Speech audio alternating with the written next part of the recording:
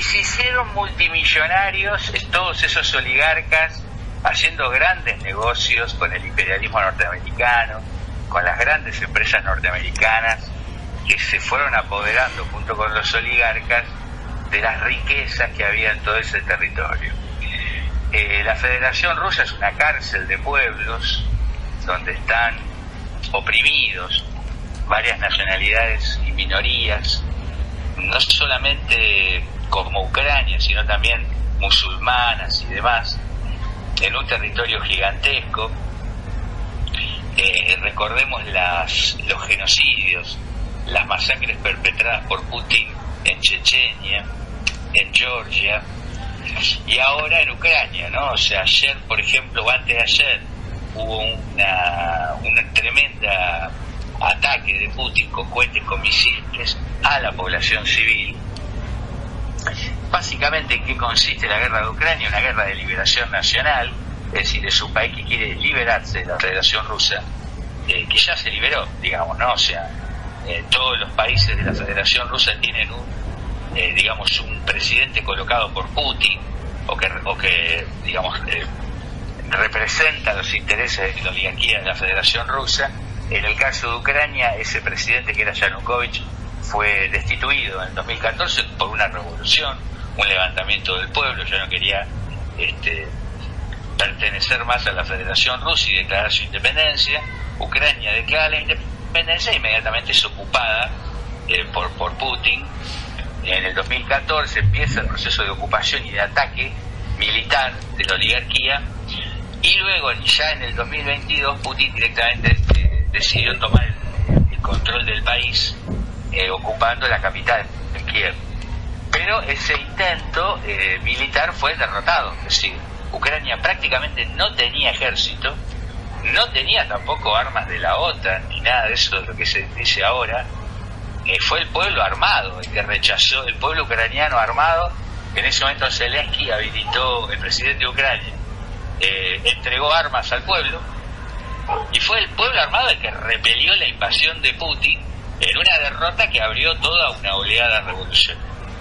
Porque a partir de la derrota de Putin en marzo del 2022 comenzó un proceso de levantamientos populares en varias nacionalidades oprimidas, entre ellas la más importante de todas, la del pueblo palestino contra Israel. Entonces estamos viendo un escenario nuevo, donde los oprimidos en su lucha invaden el territorio de los opresores. Es decir, Ucrania ahora invadiendo el territorio de la Federación Rusa, o Palestina invadiendo a Israel, porque recordemos que el 7 de octubre del año pasado, del 2023, se produjo el levantamiento de las milicias palestinas que derribaron los muros, las alambradas, entraron a Israel, se apoderaron de varios pueblos y ciudades, en realidad recuperando su territorio, porque Israel es un estado artificial armado por el imperialismo, es decir, volvieron a Palestina ocupada, recuperando el territorio de Palestina ocupada.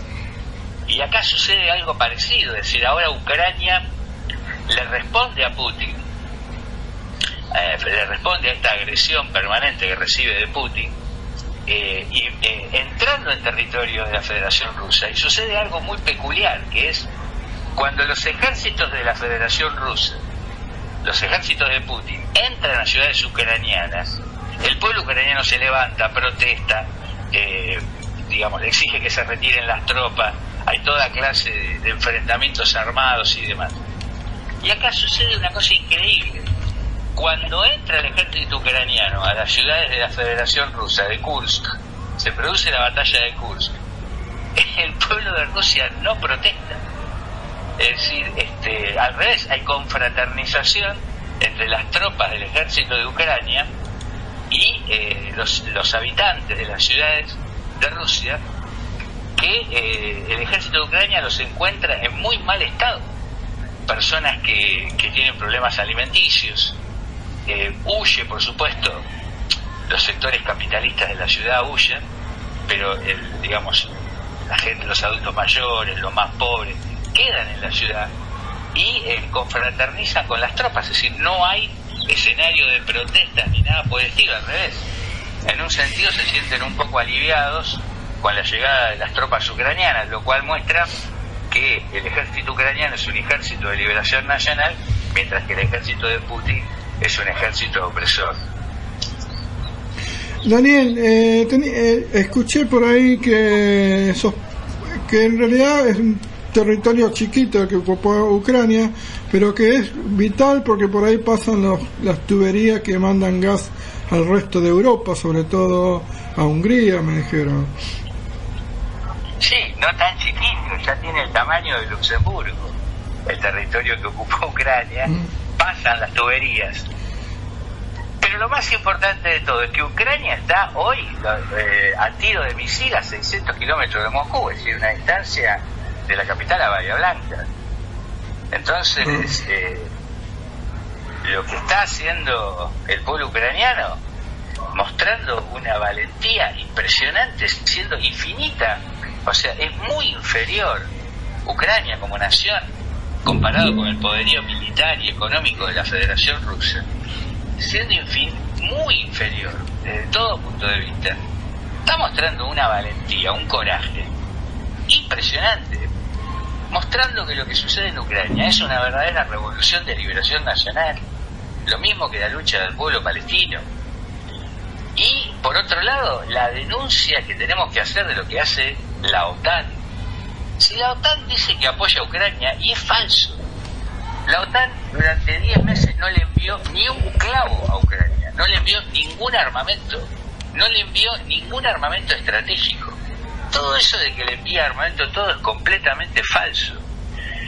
Incluso ayer, cuando se produjo el bombardeo sistemático de todas las ciudades ucranianas por parte de Putin, quedó claro que Ucrania no tiene los medios para resistir un bombardeo, con lo cual mueren cientos de mujeres, niños, jóvenes, adultos mayores, familias, son permanentemente destruidas sus casas mediante los bombardeos, sus ciudades, sus barrios, todo, y Ucrania no tiene cómo defenderse. Es decir, la OTAN tiene el armamento para que las ciudades de Ucrania estén protegidas, sin embargo no se los provee, y eso le permite a Putin seguir agrediendo, seguir matando ciudadanos indefensos, porque estos dictadores, ¿con quién se hacen los vivos?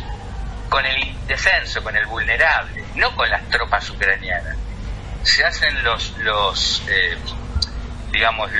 fuertes con los adultos mayores, con las familias, con la población vulnerable. Con ellos se sienten fuertes y hacen ataques, de corte fascista, que son realmente una verdadera vergüenza. Entonces, esto de que la OTAN le da armas es toda una hipocresía.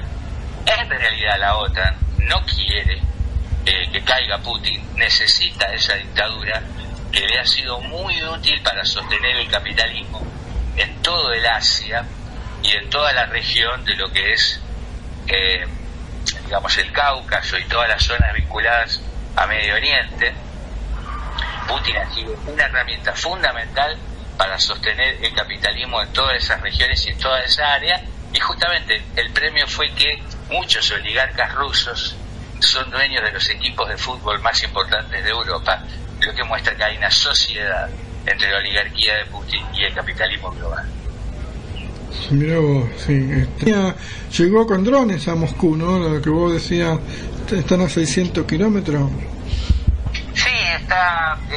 Ahora hizo un ataque con drones que fue más importante que el ataque del año pasado, que son ataques más simbólicos que otra cosa, es decir, son ataques que buscan decir, bueno, nosotros también podemos golpearlos, pero no golpeando al pueblo, no golpeando a civiles inocentes, sino tirándole directamente al Kremlin, ¿no? Sí. A la sede del gobierno de Putin, que, digámoslo, está escondido en un búnker. Es un dictador nefasto que está escondido en un búnker mientras pone en peligro la vida de miles de inocentes. Bueno, aquí tenemos otra vez la muestra del coraje, de la valentía de pueblos que están hartos de la opresión están hartos del hambre, de la pobreza, de ser permanentemente vulnerados sus derechos, y entonces están luchando para liberarse. Y nuestra tarea número uno, la tarea de los marxistas, es apoyar incondicionalmente a los oprimidos, a los que luchan para liberarse de las garras de todos estos opresores, tanto sea en Ucrania como en Palestina. En Palestina tenemos que ser claros, ayer hubo enfrentamientos muy importantes en Cisjordania, una insurrección prácticamente en la ciudad de Jenin, de milicias que no son fundamentalistas islámicas, son milicias laicas, apoyadas en sectores de jóvenes que están enfrentando la ocupación, porque lo que está sufriendo Palestina es una verdadera ocupación de su territorio de parte de Israel, con apoyo del imperialismo, por supuesto, de Estados Unidos y de la OTAN. Entonces siempre hay que estar del lado de los oprimidos, siempre apoyando a los que más sufren, siempre apoyando las luchas de los pueblos que están luchando por su liberación, porque en su lucha nos están liberando a todos. Bien, y bueno, ya estuvimos por Palestina un poco. ¿Comenzó la represalia que estaba anunciado de Hamas, puede ser? ¿O es algo ahí, un fuego de artificio? Lo que hay es un enfrentamiento entre Hezbollah, o sea, en el sur del Líbano, y las tropas de Israel. O sea, hay una zona del norte de Israel que ya es inhabitable, sí, para los ciudadanos israelíes, es decir, una zona de permanente bombardeo, tanto de Israel sobre ciudades del Líbano, como del Líbano sobre ciudades israelíes. La cuestión es que Israel es un estado insostenible, o sea, hoy no solamente miles de israelíes han huido de Israel, no solamente Israel ha sido invadido desde el sur por las milicias, sino que también en el norte y en el oeste, donde están, en el este, donde está los altos del Golán y todo, están rodeados de países que no quieren, y de pueblos que no quieren que Israel siga existiendo, porque Israel es un permanente portaaviones que ataca, asesina, tortura a todos los que son de raza árabe. Es decir, es un estado nazi, racista. Entonces, ese portaaviones militar armado por la ONU en 1945, cuando se les expropiaron las tierras a los palestinos, los pueblos árabes ya no quieren que siga existiendo. Y esa es la razón por la cual en el norte de Israel hay miles de desplazados. Miles de israelíes han huido de Israel y han vuelto a sus países de origen, y hoy prácticamente Israel es un estado rodeado, asediado por la revolución, por el levantamiento de los pueblos, en quiebra económicamente. Los bonos de Israel se consideran bonos basura, con un gobierno repudiado, porque tiene un criminal de guerra que es Netanyahu, que ha cometido crímenes de lesa humanidad contra el pueblo palestino, ha masacrado a más de 40.000 personas. Es decir, Israel es un estado en completa crisis, ¿no? Parece que tiene que volver a haber un estado palestino, que es lo que hubo siempre a lo largo de la historia y lo que nunca debió haber desaparecido. Es la única manera de que vuelva a reinar la paz en esa región. Bien, Daniel, en estos días te traigo a Argentina para ir cerrando. Me acordaba de que vos de un principio decías que acá el gobierno de Milei es un gobierno débil. Yo por el momento, después cuando aprobaron la ley base, sobre todo, decía, bueno, es un gobierno débil, pero tiene el apoyo de la mayoría de los partidos capitalistas, y con eso le alcanzaba. Ahora se están dando una serie de derrotas en el Congreso, y en materia económica no levanta, nos están matando con los tarifazos, con los aumentos de boleto, de tarifa, de todo, obra social, prepaga, salud. No damos abasto, y este gobierno está dando señal de que está dividido por dentro también. ¿Cómo lo vemos la situación? Tal cual, como los hechos están mostrando que lo que dijimos hace unos meses atrás es absolutamente, es un gobierno débil, que se está cayendo a pedazos, que solo se sostiene porque, digamos, el resto de los partidos de oposición capitalista quieren que siga gobernando, pero o sea, el espectáculo es dantesco. Es decir, tenemos a la diputada del pajarito en la cabeza, que acaba de ser echada del bloque. Tenemos como vocera del gobierno a una persona como Lilia Lemoyne, que uno le escucha y se agarra la cabeza y se pregunta cómo es posible que una persona así pueda estar siendo funcionaria de un gobierno nacional. Tenemos la vicepresidenta y el presidente peleados públicamente, enfrentados, peleándose. Tenemos al presidente peleado con Macri votándole en contra, que Macri es el principal apoyo político que ha recibido Milei. Es decir, están todos peleados. No solamente estamos presenciando una crisis brutal del peronismo y un hundimiento de ese partido político, que es un partido de hambreadores del pueblo, corruptos, digamos, personas que han trabajado, millonarios que trabajan para el imperialismo y el capitalismo, que hoy no pueden salir a la calle. Pero también estamos presenciando la crisis del PRO y también estamos presenciando la crisis de la Libertad Avanza. Y esto tiene que ver con una cuestión muy sencilla, esto que vos mencionabas recién. Tenemos entre 70 y 80% de la población en la pobreza y el hambre avanza. Acá lo que avanza no es la libertad, lo que está avanzando es el hambre. Entonces, ¿por qué? Porque la Argentina capitalista no tiene respuesta. La Argentina capitalista, la única respuesta que tiene para el pueblo es seguir beneficiando al 1% de los más ricos, las grandes empresas, las multinacionales, los banqueros, y el 99% de la población se está hundiendo. Es decir, la Argentina se está transformando o está agravando su carácter desigual, cruel, digamos, para millones, un horror para los jubilados, es un espanto lo que está pasando. Es decir, un gobierno que se ensaña con los sectores más indefensos, con los sectores más vulnerables, que con total caradurez veta la movilidad para los jubilados, es decir, le está pegando a aquellos sectores y está hundiendo en la pobreza aquellos sectores que no se pueden defender. Entonces, esa es la razón por la cual el repudio está creciendo en el pueblo, es la razón por la cual todos los partidos políticos que defienden la Argentina capitalista se están hundiendo, se hunden en medio del repudio popular. Y ojo, que se están incubando las condiciones para un levantamiento. Es decir, el pueblo se está hartando, el pueblo está siendo engañado por las conducciones sindicales, sociales, controladas por funcionarios peronistas que se han negado a lanzar la lucha contra Milei. Me refiero a los dirigentes de la CGT, de los movimientos sociales y demás, que vergonzosamente se han negado a impulsar la lucha contra el gobierno, y el pueblo se va a cansar y va a ser como en Misiones o como en la lucha que se dio en defensa de la educación pública.